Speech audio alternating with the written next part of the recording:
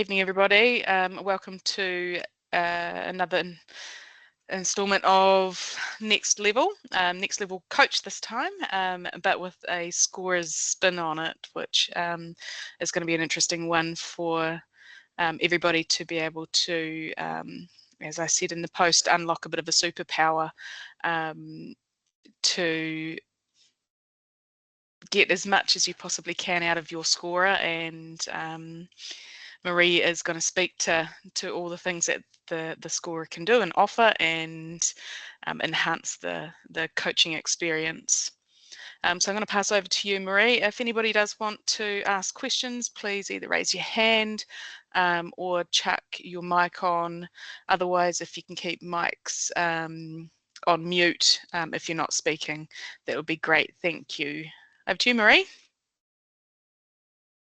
Kia ora, thanks, Anthea. So just going to go through basically a PowerPoint presentation, and I will share it right now. Yes, sharing the right one. So welcome. So basically, as Anthea said, it's having a look at the advantage that a scorer can bring to a team. So for those of you who don't know, my name's Marie Byrne, and I'm the Deputy Chief Scorer for the Southern Region for Softball New Zealand. So what we're just going to go through, just a wee bit of a background about scoring, the types of scorer you can have, what a scorer can do for your coaching team, some expectations for scorers, have a look at advanced electronic scoring. We'll go through reading a score sheet, have a look at a few true or false, whether a couple of true or false statements, whether they are fallacies or not. Talk a bit about how scoring decisions are made, and have a look at some of the technical knowledge stuff. And this is some of the stuff I'm going to go into in quite a bit of detail, particularly around designated players and flexes and blood bin and such like that. You're going to end up with understanding statistics and finishing off on developing your scorer and making it easier for your scorer. So just a bit of a background. We started a formal system for scoring softball games. It was established in 1968, and the first scorer's manual was written in 74. So the score sheet is these are scoring symbols was developed, and it's we've got a sophisticated qualification system established throughout the country to make sure that we're doing things correctly. We do have at times official scorers appointed to every national tournament, as well as local tournaments such as the Jeffreys Cup and such like that. And we also have a scorer's pathway with a qualification system, which is assessed on theoretical and practical situations with a 7-level grading system. And here in Canterbury, we also do assign official scorers to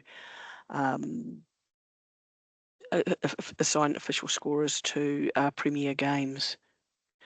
So we have different types of scorers. We have official scorers, as I just said. We can have statisticians, we can have electronic scorers, and team scorers. All score using the same scoring rules and guidelines, and this means we have a consistent system. Statisticians are the specialist scorers who process the statistics.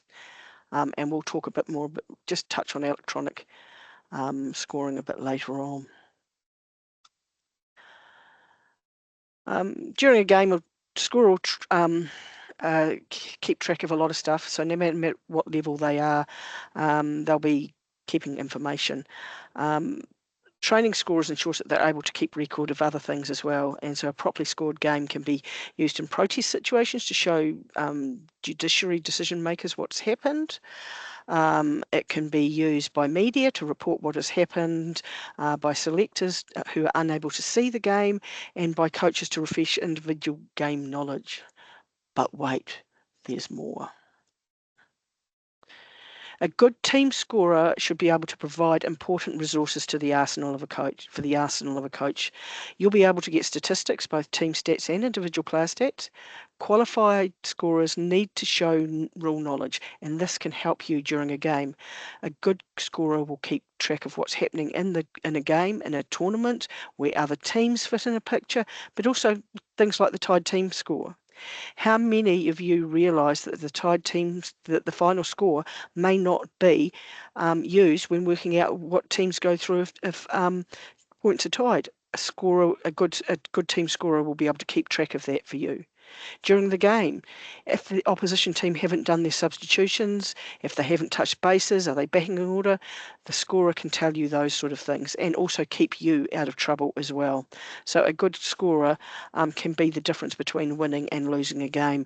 Had a situation a few years ago where picking up an illegal substitute, it meant that which won the game for the team, and it meant the team made the top section as opposed to going down to the lower section. And after the game, the scorer can help out with what players did against other teams, where the team sits on the points table, and even further, a really experienced scorer can scout what other players in other team are doing, which is commonplace in the American college system. To have a player sitting beside a scorer statistician scouting the opposition team. So I'm just going to go back into reading a score sheet, just to know your way around a score sheet. It's not actually reading it, but know your way around. So this is what a scored game will look like.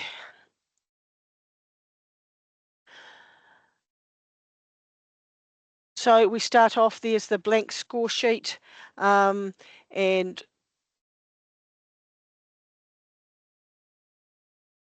hopefully when we're not clicking through. Yep, we are now. We'll have the game details up the top, who versus who, venue, such like that. And then we'll have batting order there. That's where we do all the game scoring.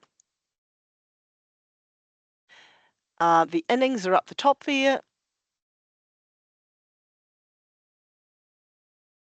The end of inning analysis, so that's where all the subtotals are done and we keep track of who does what.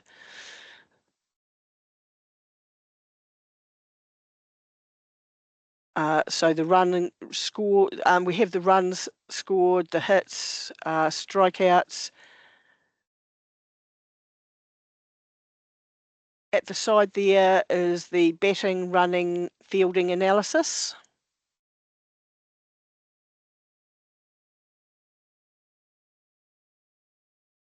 We have the time, the umpires, the scorer, games summary in the bottom boxes there. So that's how the score sheet looks. Basically, scoring is made up of a combination of symbols, combinations of letters and numbers, and by using these different ways and in combination with each other, we can record any situation in a game, and at the same time make sure that we keep an accurate record of the stats. The order that we're recording in them, and make sure that we don't double record some things when two players advance on the same play, for example. Simply speaking, when we score an error that two players advance on, by putting the E in front, or at the end of the play, means that we only count it once.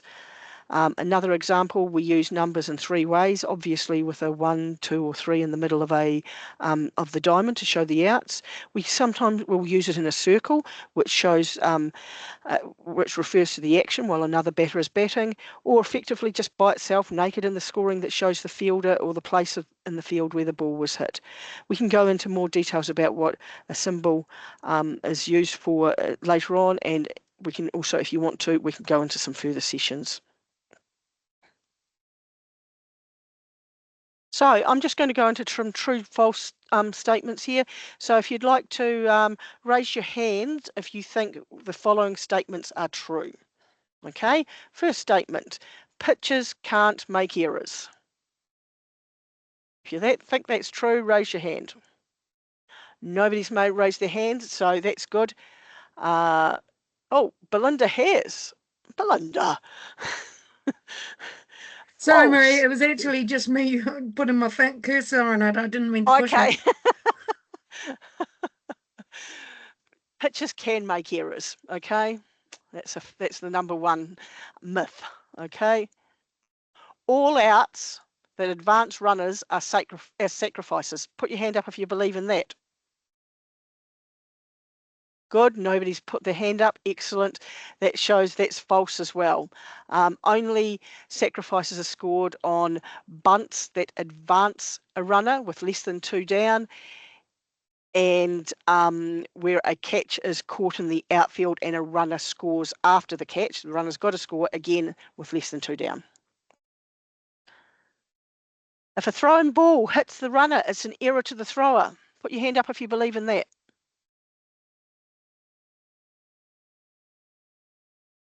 Belinda. Yes, it is. It is true. Yeah, if a thrown ball hits the runner, it's a throw to the error. If a runner goes an extra base because of it going somewhere else. If you get a glove to the ball, it's an error. True or false? Yep, that is false. You can get a glove. You can have an error without putting a glove to it, and you can also have an error. You can have a safe hit if a player does get a glove to it. It can be a safe hit, so that's totally untrue. A pitch that bounces before the plate and advances a runner is a wild pitch, and that is true. With the action of the ball hitting the ground in front of the catcher means that it takes an element of control and predictability out of the catcher's out of the hands of the catcher, so it automatically goes down as a wild pitch. All hits that go over the fence are home runs. On the full are home runs. That is true, as long as it's in fair territory. No, I won't say all hits. No, yeah, I should have said all fair hits. Okay. So that is true. So you can just see there's a few fallacies or myths that there are out there in scoring. So yeah, just went through a few of them. So scorers do need to make decisions, and we try and make sure that scorers across the country are reasonably consistent in their decision making. We provide guidelines to assist this, along with this in a scorer's manual, along with Appendix 6 of the Softball New Zealand Rulebook. So hits and errors, we have a checklist of things to consider when thinking about whether a hit ball is an error. The key phrase that we often have is with ordinary effort. So if a player makes ordinary effort, has made ordinary effort, you think they've made ordinary effort and should have controlled that ball with ordinary effort, it becomes an error. And then we also use extraordinary effort if the player has put in extraordinary effort and has made a really good chance, but a really good shot at trying to field a ball, but hasn't managed to. That's usually a sign that it's not an error. And one of the things we say is if the play was worthy of applause, if they'd have taken the out or made the play, then and you think yes, then it's not an error. You give the benefit of the doubt to the batter. Pass balls, wild pitches, like hit error decisions, the key phrase is with ordinary effort comes into play. Should a catcher be able to control the pitch ball with ordinary effort? And I mentioned before about the pitch that bounces before the plate. We also take into account things like whether the pitch was on the glove side of the catcher. Fielder's choice. A fielder's choice is, simply speaking, is what we use to score to advance a runner when the fielder chose to concentrate play on another batter or situation. It basically says that the player could have been out if the play had been focused on them. Common examples are where runners advance when another player is taken out, when a fielder holds a ball to stop another player from advancing, or a fielder makes a play on another player. And sacrifices, as we did in the true false. There's often confusion about sacrifices. As I said, we have two types of sacrifice: bunts and fly balls. Sacrifice bunt is where a batter bunts a ball that advances another error, or would have done, but for an error. The runner doesn't need to have scored, but it does need to be a bunted ball, and it does need to be less than 2 down. Batter can also get a sacrifice for a fly ball that is caught with a runner. Scoring, the runner has got to have scored, and again, there's got to be less than 2 down. Hopefully this gives you a bit of an insight as to how we make our decisions for some of these key plays. So I'm going to go now on to technical knowledge, And there are situations when a scorer's technical knowledge can assist you, sometimes with situations that can keep you and your players in the game. Not only is a scorer keeping the time, how much time is left in a time limit, looking at how much time is left in a time limit game. So a scorer can tell you we've got 15 minutes left, and that can give you an idea of whether it's worth, for example, worth putting in whether if you were intending to put a pinch hitter in a few innings later. If you've only got 15 minutes, you might want to get it in want to give somebody a bat a bit sooner. Watching the batting order, both yours and the opposition's. Batting out of order is an out, it's an appeal play. So keeping track of you making the substitutions with the batting with you making sure that the batters are batting in the right order, and also the opposition. So the scorer could come to you and say, hey, they're batting out of order, which can help you with an out, because if somebody's batting out of order, it's automatically an out if you get it at the right stage, and a good scorer will know when you should be able to do that and help you with that. It could also be keeping track of of temporary runners, who they're supposed to be. Get a temporary runner wrong and the player becomes ineligible and is out of the game. Also, keeping track of what players need to be on bases when you've got tie breaks. There, keeping track of substitutions, reminding you to make them. You'll be amazed at how many coaches forget to make changes. Keeping track of the oppositions as well. Again, it's an appeal situation for an out, and you get it wrong, both the player and you are out as the coach are out of the game. The blood bin, when a blood bin needs to become a substitution, and how long the player has got to get back into the game. And lastly, and the thing that we're going to spend a bit of time on is designated players, defos, flexes, and designated players, flexes, and opos. So we're going to start on like that for a wee bit now. A designated player may be used for any defensive player, i.e. fielder, and the selected defensive player is referred to as the flex. The DP and flex positions must be listed on the lineup prior to the start of the game. The DP must be indicated on the lineup as one of the 9 hitters in the order, and both the DP and the flex have starting 9 or starting lineup rights. Shouldn't be starting lines, just starting lineup. The name of the player for whom the designated player is batting, the flex, will be placed in the 10th position in the lineup. The DP and any substitutions for the DP must remain in the same position in the batting order for the entire game. The DP can be substituted at any time by a pinch hitter or a pinch runner. This player then becomes the DP and has all the options of the DP position. The starting DP and a substitute for the DP can never be in the game at the same time unless it is either is in the game as a replacement player through the blood bin rule. The starting DP may re-enter the game one time, but must return to the original DP position in the batting order. Going on. The flex may be substituted for at any time. The player becomes the player who comes in as a substitute becomes the flex and has all, like the DP, but has all the options of the flex player. The starting flex and a substitute for the flex can never be in the game at the same time unless either is in the game as a replacement player, just as the DP. And I'm just going to now go through some situations just to talk through some examples. For this, I'm going to use situations where we've got the Aces team playing for the Rangers. They've got a bit of a line-up there, and we'll go through some of these. So the Rangers team, they start the game with 9 players, and the coach wishes to enter a substitute, Luke Jones, into the game as a DP in the second inning and place them at the end of the batting order, i.e. at number 9. Okay? Are they able to do it?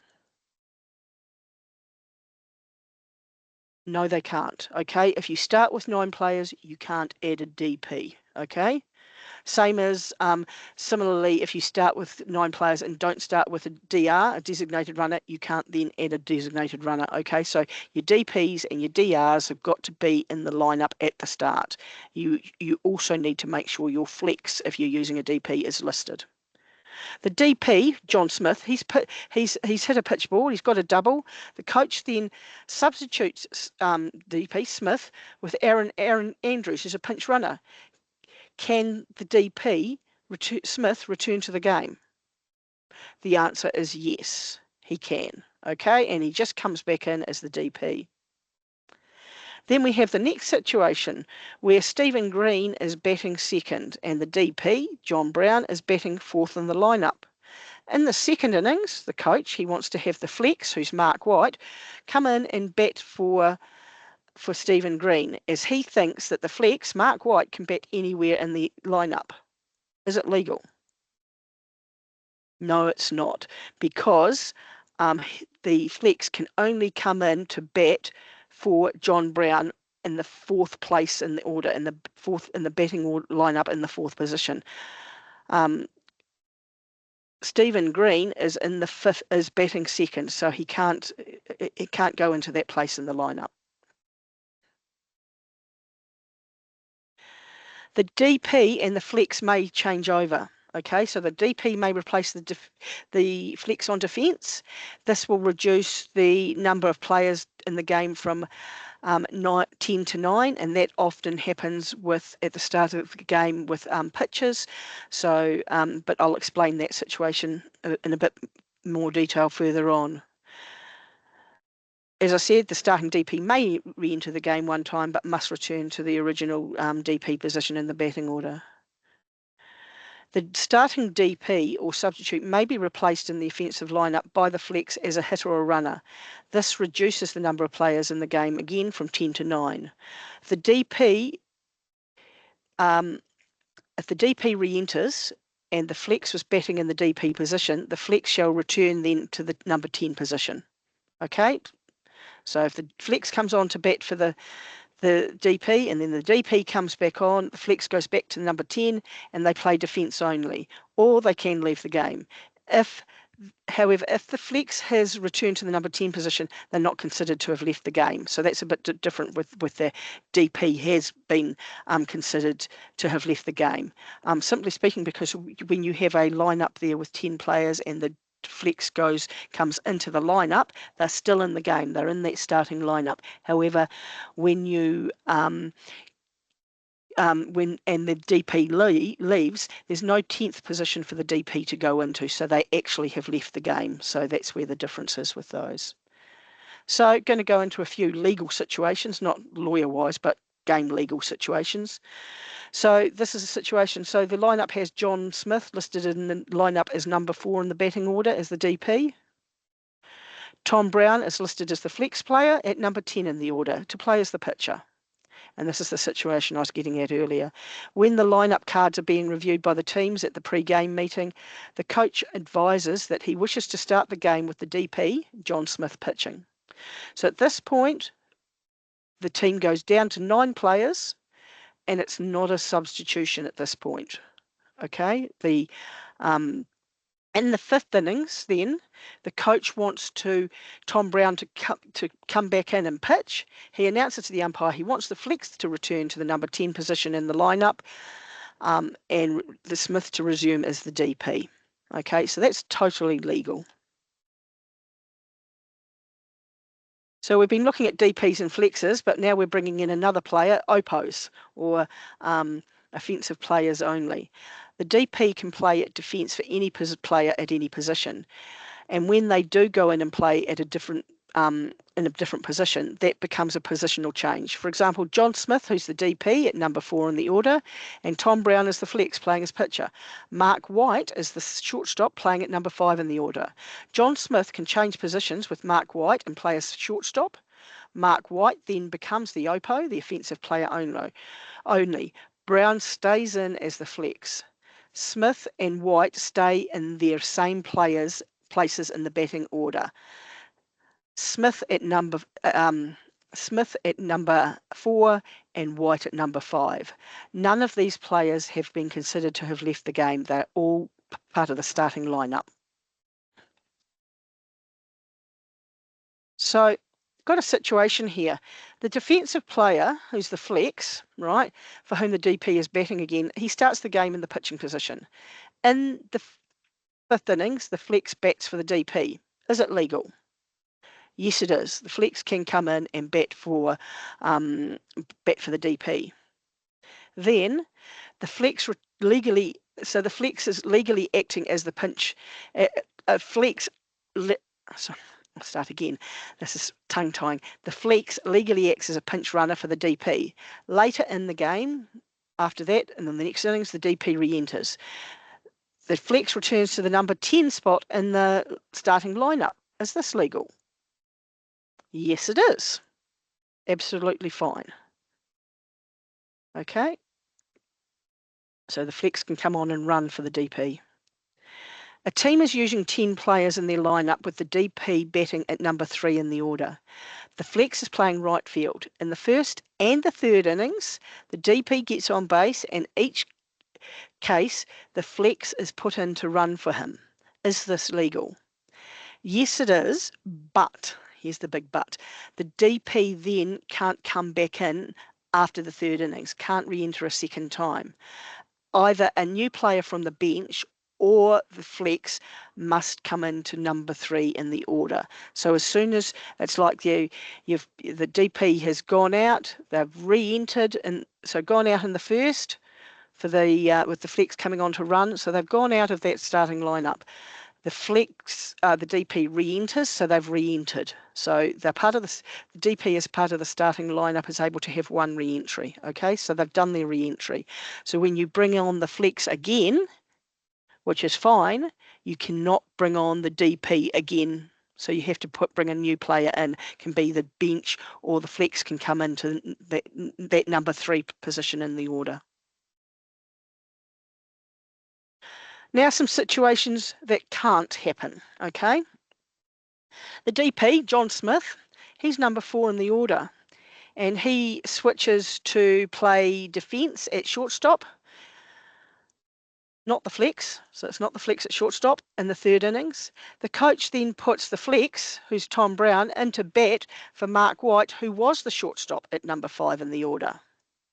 Can't do that, okay? The flex, the only place the flex can go into bat is in that number 4 order in the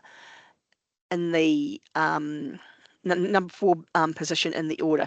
Can't go in to play in any other, can't go into bat or run for any other player in the batting lineup, only the place where the original DP was.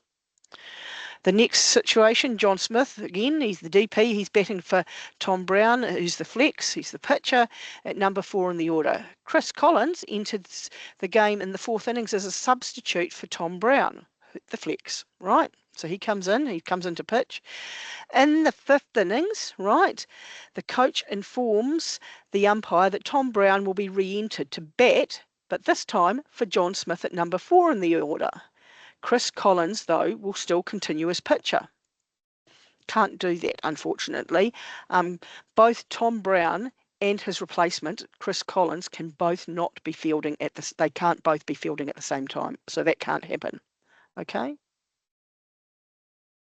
Tom Brown, who's the flex, okay, he's the pitcher. He comes on as a pinch runner, but this time for the second baseman, Bruce Black, who's batting as the leadoff.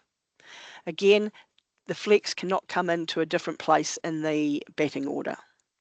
Okay, Tom Brown, again, who's the flex in the pitcher, there's a lot of things he's not able to do here, isn't there? Comes into bat at number 4 in the order, and it means the team has gone down to 9 players. An innings later, the coach announces that John Smith, the original DP, will now come into play shortstop, but replacing Mark White at number 5 in the order. Can't happen, unfortunately.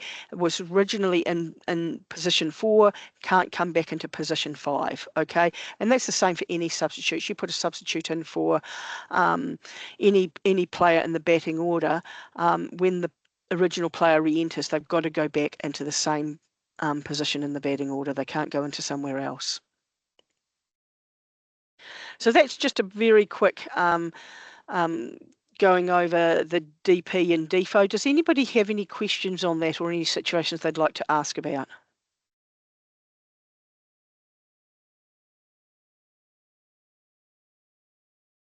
No? Okay, we'll go on. Understanding time limits, where there's a time limit, if a rule states the game must finish at the time limit and the score goes back to the last completed innings, unless it's at the bottom of the innings and the team batting second is ahead in the score. So if the rule states that the game must finish at the time limit, so it's hit, say it's an hour and a half and it's hit the hour and a half, and the score goes back to the score will go back to the last completed innings unless it's at the bottom of the innings and the team batting second, i.e. the bottom of the order, is ahead in the score, and then that score can count. Okay. A rule may state that when time is called, and this happens quite often, the current innings must be completed. So if it's at the bottom of the innings and the team batting second is ahead in the score, the game is finished as it is, okay? But an innings is deemed to have started when the third out of the last innings has been taken. So we could have a situation where it's an hour and a half time limit. At an hour and 20, say an hour and 25, the third out is taken. That means that the new innings is deemed to have started. It's still within the hour and a half time limit, so the whole next innings can be played and started and finished. Okay.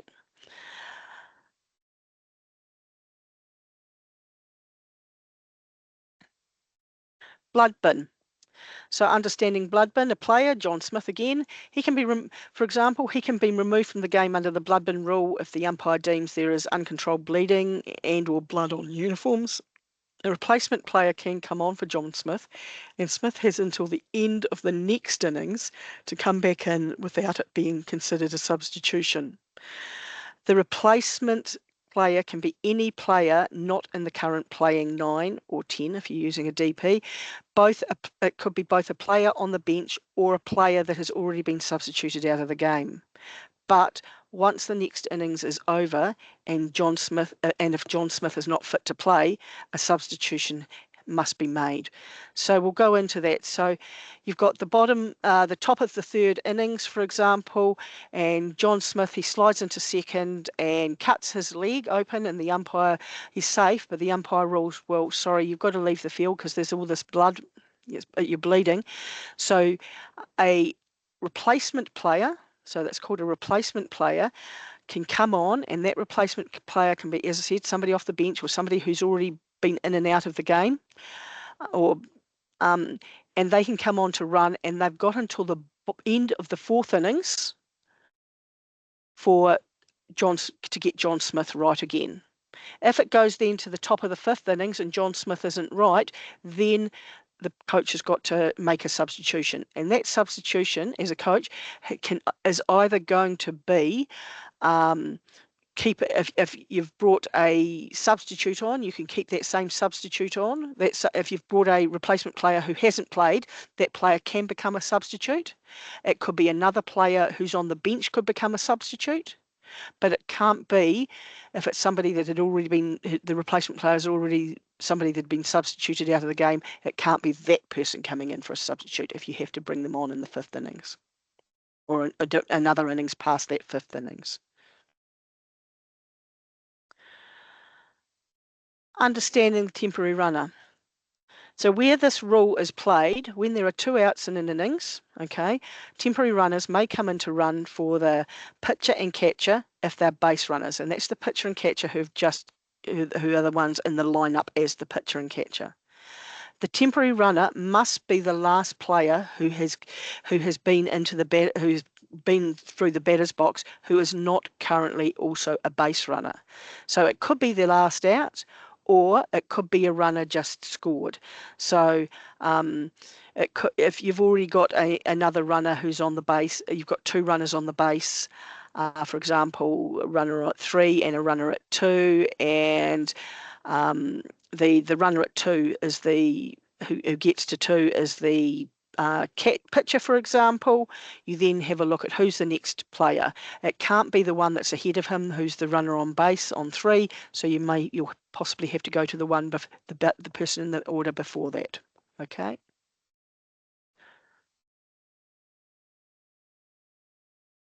Understanding statistics. Okay. It's also important to have a bit of an understanding of what you're looking at when you see statistics. Batting average. That is hits divided by at-bats. It's not plate appearances. So at-bats are plate appearances minus walks, sacrifices, hit pitches, and catches obstructions. Okay, so the batter, by having it with at-bats rather than plate appearances, the batter isn't being penalised for situations that sort of are out of their control, i.e. they're walked, or the coach has called them for a sacrifice and they sacrifice, or they're hit by the pitch. Okay, it's the opportunities they have to get hits. Okay, if a player gets walked often, they have less chances to get a hit, and therefore it's not fair to use those situations to calculate the batting average. Okay. Runs batted in. Simply this means the runs that a batter is credited with being responsible for crossing the plate. Usually it's hit balls, hits, or it could be fielder's choices, but it can also be a walk or a hit pitch with loaded bases. So if a loaded bases and a player gets a walk or gets hit by a pitch and the runner scores, those runs are become RBIs for that batter. Generally, it doesn't include error situations, which is saying that the run wouldn't have scored if the error hadn't have happened. Earned run average, ERA, is the measurement of runs that a pitcher would be responsible for in a standard 7-innings game. We reconstruct each innings as if there were no errors or pass balls.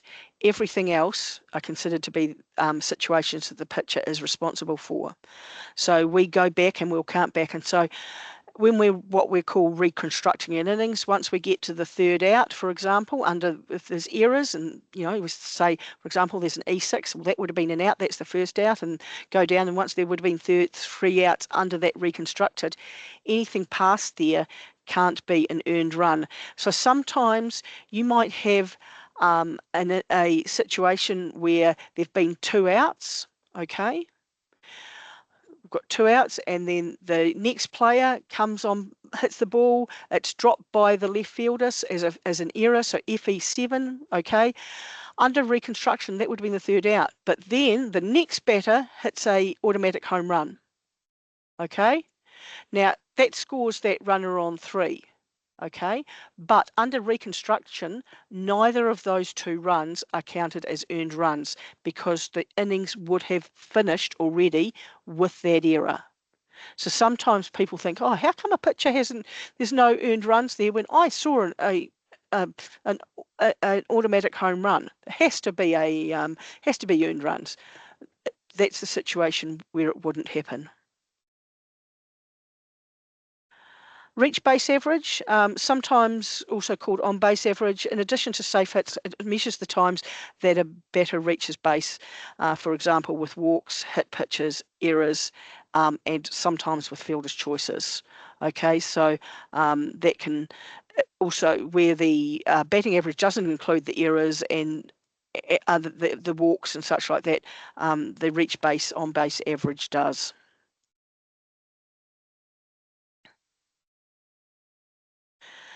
Going to touch on electronic scoring. This is sort of one of the most recent addition to our scoring in New Zealand.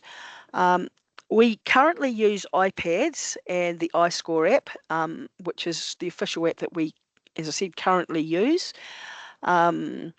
This decision at the time was made by assessing and evaluating a number of programs and apps. Primarily, we use it to provide live game play-by-play action, and these mainly at the NFC, and these play-by-plays can also be viewed after the game and in written form. When we use it in a tournament situation, we'll have a paper scorer and a scorer on the iPad side by side. Like our standard scoring system, we've come up with New Zealand standards of way of scoring plays to suit the scoring system, and we've got a manual to ensure consistency. A trained electronic scorer can actually be a huge asset to a team, and particularly a touring team. The stats come through instantaneously. However, there are some limitations that a coach does need to be aware of. Picking up an iPad and using it for scoring can be a lot easier than scoring a game in a book. However, if your scorer isn't trained, they may be recording plays and they may not be recording plays in the correct way. And so this also that relates to our New Zealand scoring situation, and then our stats. For example, the hit error decisions, when to use a fielder's choice, pass balls. This can lead to you, as a coach, being misinformed, as well as players and fans.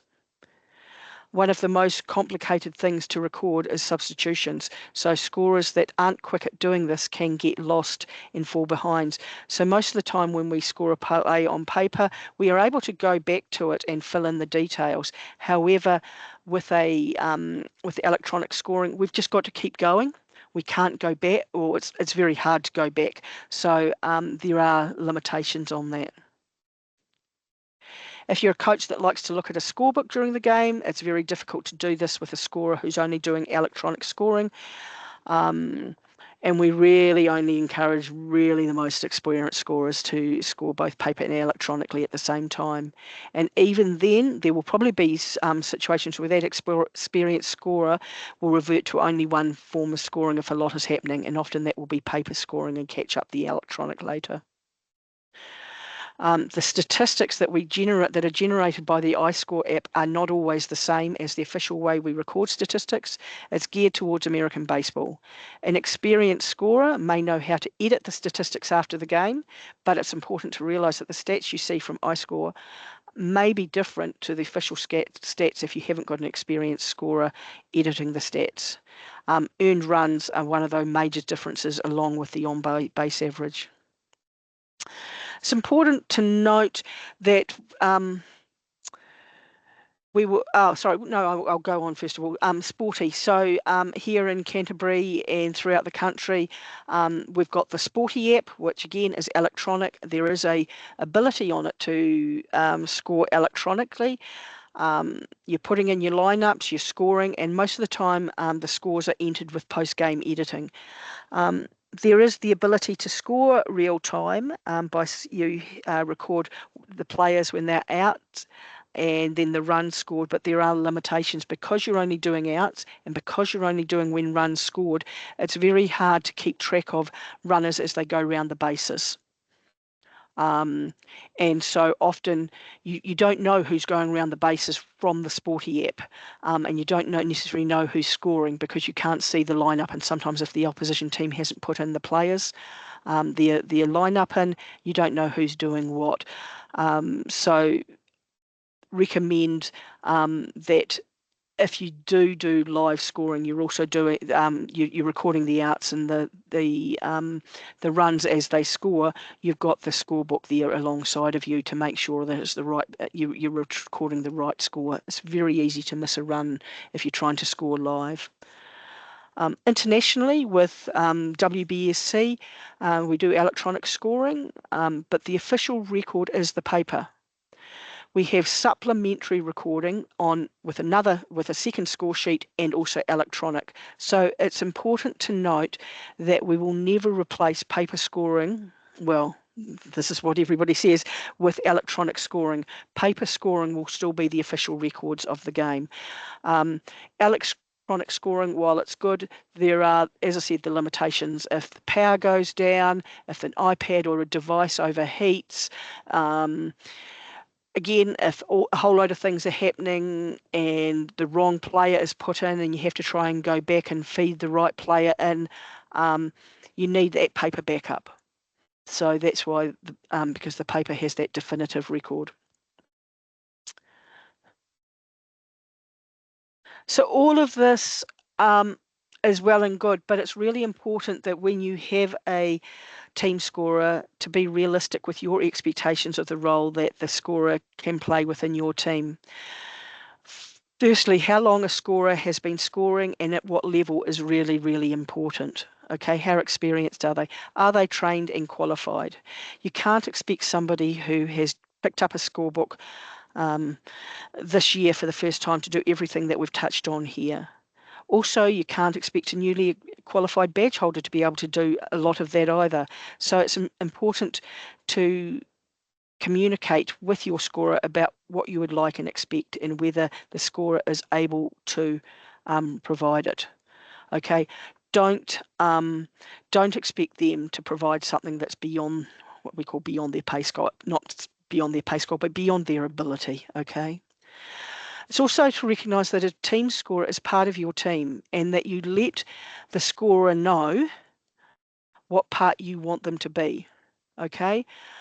Scoring for different club teams are different from club to club, team to team even.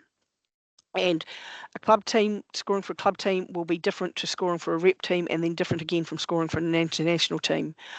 So it's important that a scorer knows where they are and what they need to do. Okay. But what it's also important to do is encourage the scorer to develop themselves to gain extra knowledge needed or wanted, okay? And then celebrate their achievements. When they do well, when they've got their badge, celebrate with them, just in the same way you would one of your players who made reps, okay? Celebrate that. Take them from good to great. Okay, so we're just about finished. So you can get more information about scoring on the Softball New Zealand website. There's scorers manuals, there's beginner scorers manuals, electronic manuals, our stats manuals, online tutoring, all sorts of stuff. Okay, that QR code there, if you wanted to take a quick picture of it, will take you to the link there.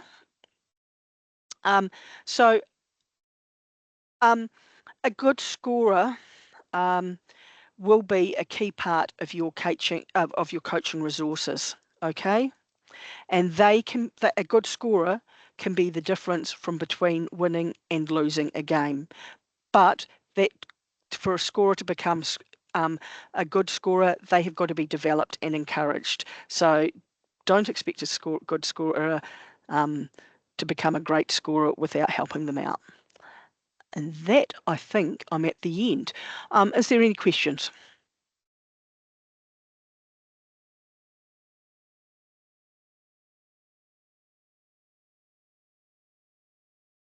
No? Well, I'll thank you for your attendance. And this recording will be available on the Canterbury YouTube pages.